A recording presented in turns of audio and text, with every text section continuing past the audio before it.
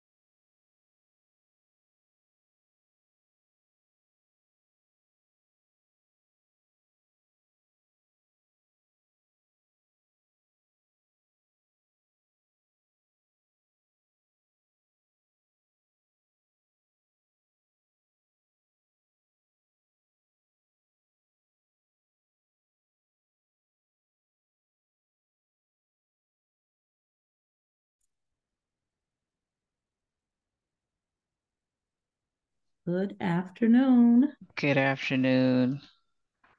Alrighty, I think we can go ahead and get started here. Can everyone see my slides okay? Yes, Okay, perfect.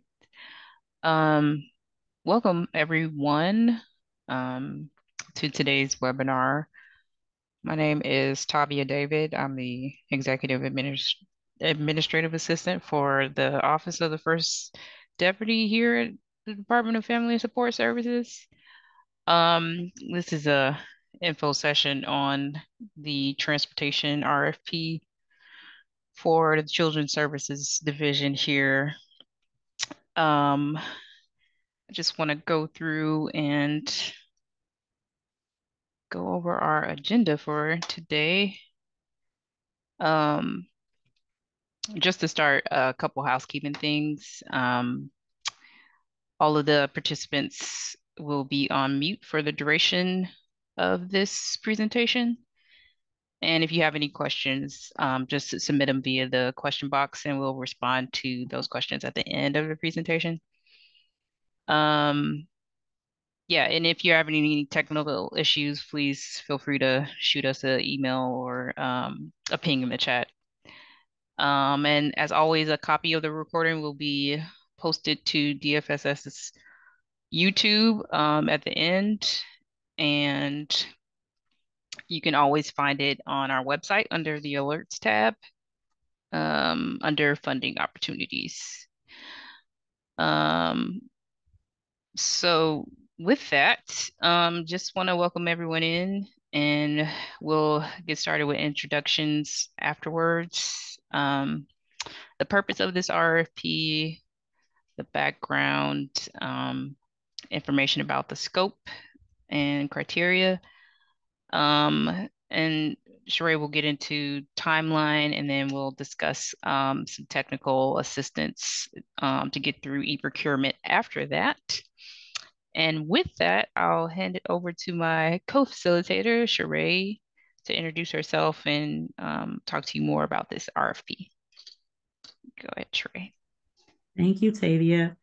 Good afternoon, everyone. My name is Sheree Johnson. I am the Manager of Program Operations and Quality within the Children's Services Division here at DFSS, and we welcome you. We're excited to have you, and we will walk you through all these components that are necessary for the transportation RFP. So first, we have our purpose.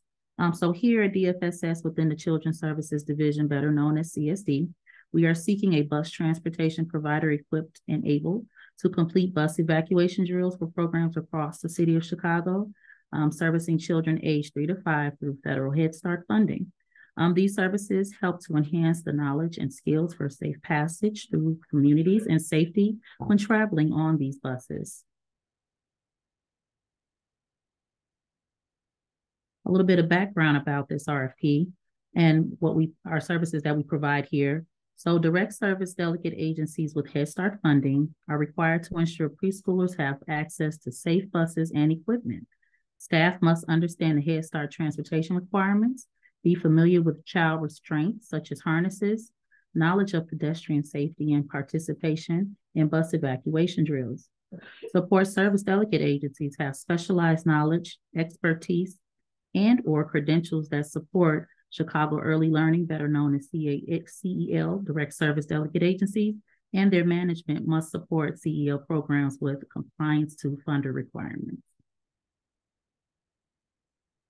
Our goals for this RFP: Children's Services Division uses support service delegate agencies to support that Chicago Early Learning programs and their management meet 3 broad objectives. These objectives are listed here on this screen. We hope that the implementation of best practices in the early childhood development and education in related fields. We hope that there's compliance with relevant federal, state, and local performance standards and requirements. And we also hope that we have improved outcomes for young children and their families. For our target population, excuse me, currently DFSS contracts with a network of 96 direct service delegate agencies across 218 sites that implement program models designed to meet the needs of local Chicago communities. Programs may be delivered through center-based licensed family childcare homes and home-based or home visiting models and may operate full or part year. Programs may be delivered through center-based family childcare homes, home-based home visiting models, and may operate full year, as I just stated. Any agency or site may have 1 or more Chicago Early Learning funding streams, such as Head Start, Preschool for All, or Prevention Initiative, better known as PFAPI, supporting its services for children and families. In total, these programs are referred to as Chicago Early Learning Programs, and we reach over 21,000 children and their families. So any agency and site may have 1 or more combined funding. So we mentioned Head Start, we mentioned Preschool for All, we mentioned Prevention Initiative. Those 2 buckets, Preschool for All and Prevention Initiative, are better known as ISB funded or Early Childhood Block Grant funded programming through the Illinois State Board of Education. Again, supporting its services for children and families. In total, we service many, many children across the city of Chicago through our Chicago Early Learning programming.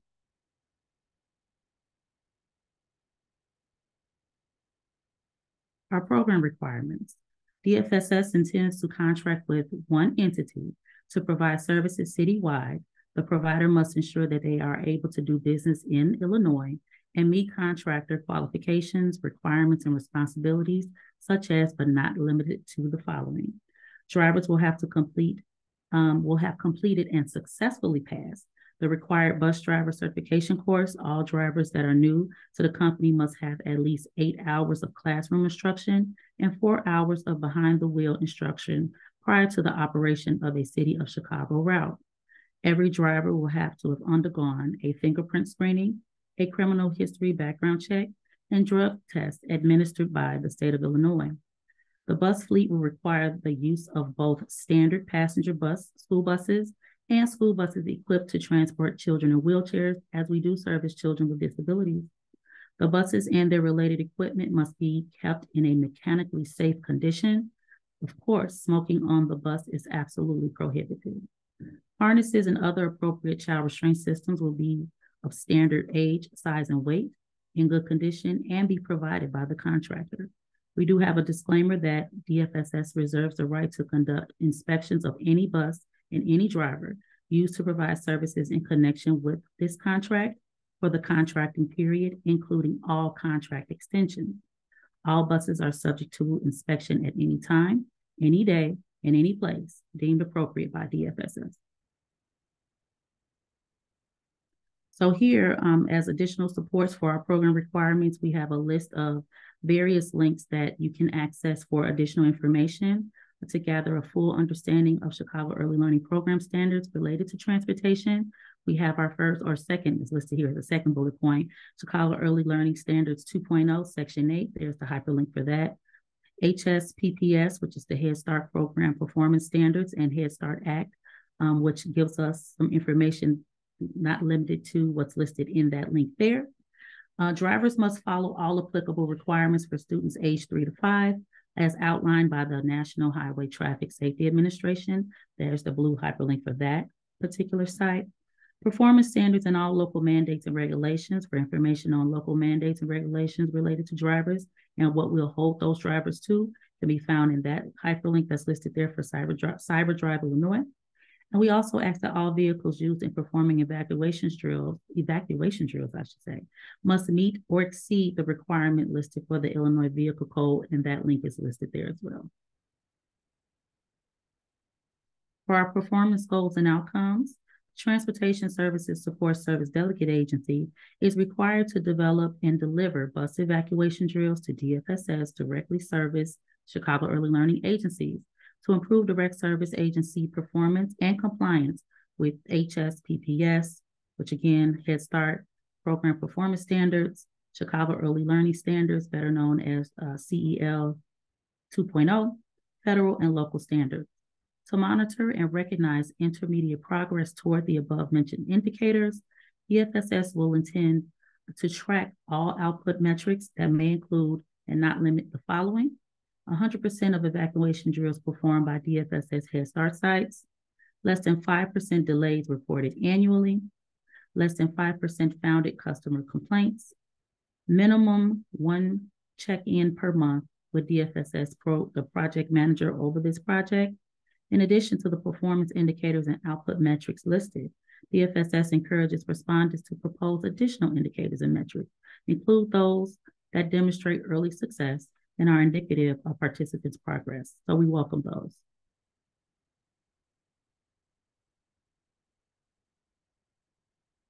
Our selection criteria regarding community involvement. The respondent demonstrates a clear understanding of working with children aged 3 to 5. The respondent demonstrates client and community engagement activities that inform service delivery. The respondent has expertise working with the target population and has relevant capabilities and/or infrastructure needed to service this group. The respondent demonstrates a commitment to diversity, equity, inclusion, and access. And the respondent's leadership reflects and engages the diverse people of the communities it serves. Additionally, organizational capacity should include the respondent's qualified staff who are responsible for program oversight and management. The respondent has adequate systems and processes to support monitoring budgets, expenditures, and fiscal control. The respondent has adequate human resources capacity to hire and manage their staff. The respondent has adequate bus fleet to include standard passenger and handicap accessible buses. Again, we do service children with disabilities, so that is dire. The respondent can document it employs qualified drivers. Selection criteria related to strength of proposed program. The respondent's proposed program is supported by a strong national or local evidence base and/or aligns with best practices for the relevant field. The respondent has an effective approach to identify and retain staff including rules and regulations that reduce barriers and increase safety across the board. The respondent demonstrates evidence of training staff and parents on the proper procedures to conduct safe evacuation drills. The respondent has an effective and timely process for resolving complaints. As it relates to our program performance outcomes, we ask that the respondent demonstrates evidence of strong past performance against desired outcome goals and performance metrics and/or other notable accomplishments in providing services to the target population. The respondent has experience using data to inform and improve its services and practices, and the respondent has the relevant systems and processes needed to collect and store performance data. Reasonable cost and budget justification and leverage of funds. The respondent has the fiscal capacity to implement the proposed program. The respondent leverages other funds and in-kind contributions to support total program and administrative costs. Some examples of these include state, federal, foundation, corporate, and individual donation dollars. The respondent demonstrates reasonable implementation costs and funding requests relative to its financial and human resources. Additional attachments as it relates to your selection criteria, please be sure to attach reports, studies, or other documents that show performance toward reaching the program goals previously that also demonstrate results and your accomplishments. Be sure to attach the resumes of key staff that are overseeing the program, and also be sure to attach your organization's budget. Again, fiscal responsibility is key for this, so we want to ensure that you have all of the requirements and everything has been addressed. So today is October the 11th, 2023. We ask that all applications are submitted, meaning fully submitted, okay, by October 16th at noon. Any document that is submitted after 12 noon, so 12:01 is too late. So the cutoff time is 12 noon on October 16th, 2023. And there's your additional reminder. That's how important it is that we have to tell you yet again that these applications must be submitted, fully submitted through our platform by 12 noon on October 16th, 2023. Thank you, Sheree, for going through those. I appreciate it. So with that, I'm gonna kind of step in here to give some tips with how to submit so you don't run into any snags or issues leading up to the 16th at noon. So some advice would be to start early and save often. E-procurement can be a bit of a temperamental system if you don't have experience with it. So the earlier, the better. And if you've never submitted an RFP, please make sure to register through iSupplier as soon as possible, just to get a head start on your application. We advise that you review the RFP narratives and application questions very closely, as thoroughly as possible. And remember, they align with the scope and selection criteria. So just use the information in the RFP for guidance and selecting your answers or writing your answers. And with that, you have a 4,000 character limit with each answer, and that should be more than enough most of the time, but just keep that in mind in case you have a particularly lengthy explanation. And another really important thing that I'd like to stress is that e-procurement does not like the back button. So with anything that you submit, just be sure to always move ahead. If you want to change anything, just make sure to save draft and go back to home. But it won't disrupt anything. It just might kick you out of the system if you click on the back button at any point.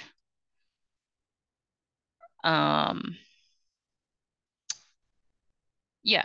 So to submit multiple applications for a single RFP, applicants will need to set up a unique user account in iSupplier. But all the user accounts can use the same email address. So keep that in mind. The e-procurement system is not capable of submitting more than one distinct proposal per associated email. So you have to use um, a separate email address for each submittal proposal. Um, so you can submit your application and amend it up until the 16th at noon. We're stressing that again because it's really important. As Sheree said, 12:01 is too late.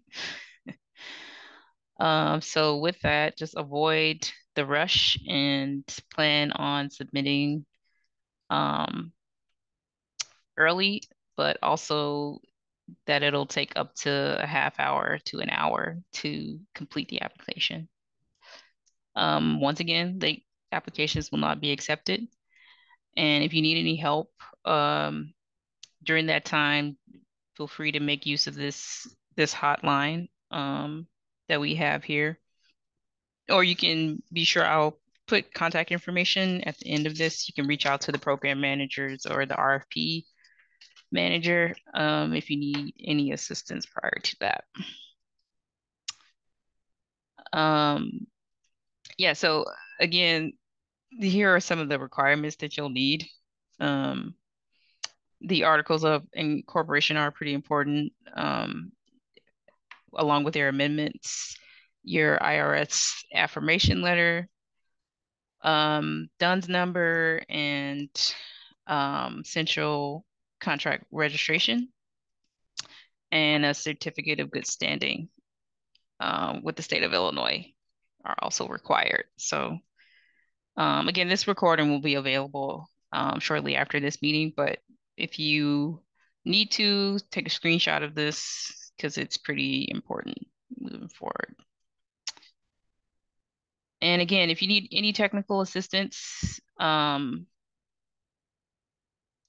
an alerts section on the DFSS website and also a copy of this presentation.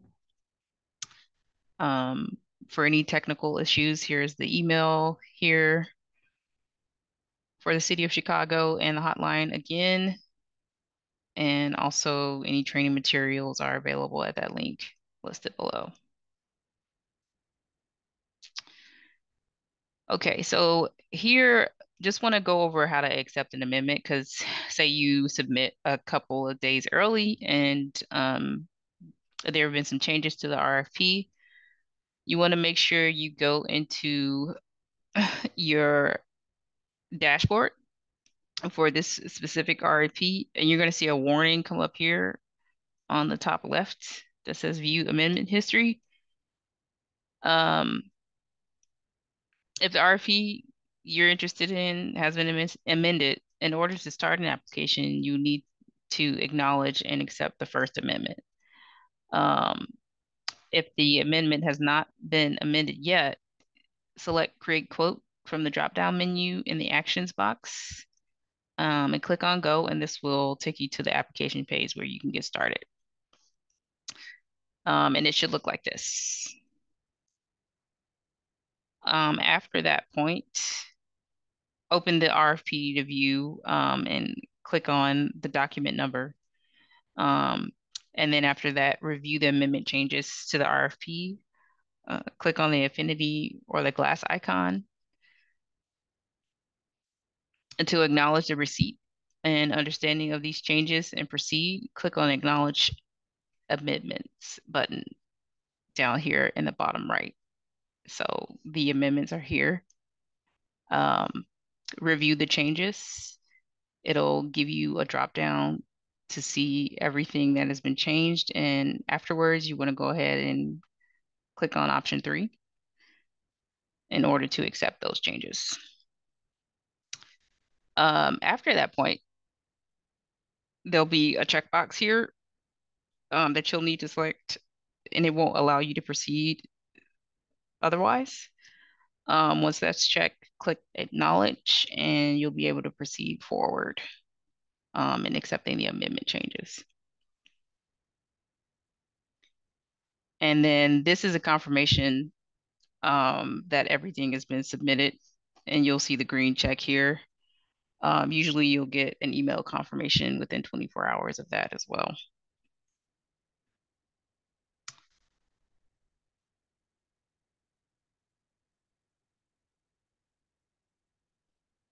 This is also a check screen. Sorry about that. This is a second um, how to accept amendment, a second accept page. Um, After this point, we're going to go into how to submit the application in full. And so you want to pay attention to the save draft button, which is pretty significant here, is what we mentioned earlier on. Even if you are working on it and plowing through some of the answers and you're not ready to submit yet, it's important that you click on this button as often as possible just to save your information in the system. If you're missing information, you'll be given an error message on the top left of the page, and it'll show up like this. It won't let you proceed forward until you fix those things, and it'll usually tell you what's wrong um, in the message indicated. Usually the error message is direct to something left undone in the application. And so usually fixing it will allow you to proceed.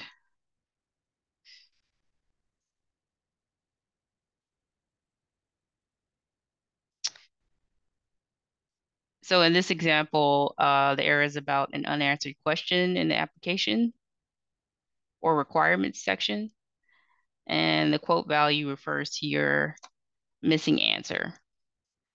So here you have the first name that's needed, and there's nothing there. You won't be able to proceed until you put something into the quote value section. Once you review all of your answers and they're free from errors, you'll get the quote number here and then the RFQ number, and it'll let you know that you're ready to proceed. After that page, this is a review page, and you'll get to see everything that you put into the application so far. So this is a last chance to just review everything that you've submitted, make sure that it's correct. And then at the bottom of the screen, you'll be asked to provide your electronic signature, and be sure to fill this out and check the box. And then you should be able to submit down here on the bottom right.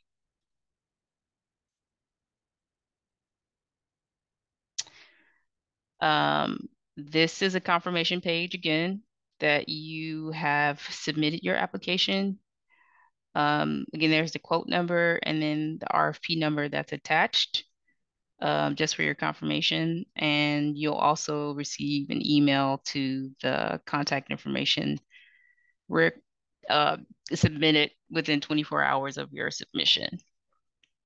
Um, yeah, so if you have any questions, I'll put up a slide of the contact information you guys can reach us at prior to, but this should be all of the stages leading up to your submission of your RFP application.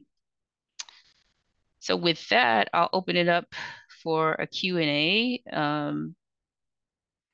If anyone has questions, you can submit them into the webinar chat and I'll shoot them over to Sheree. Hopefully we can answer any programmatic or technical questions.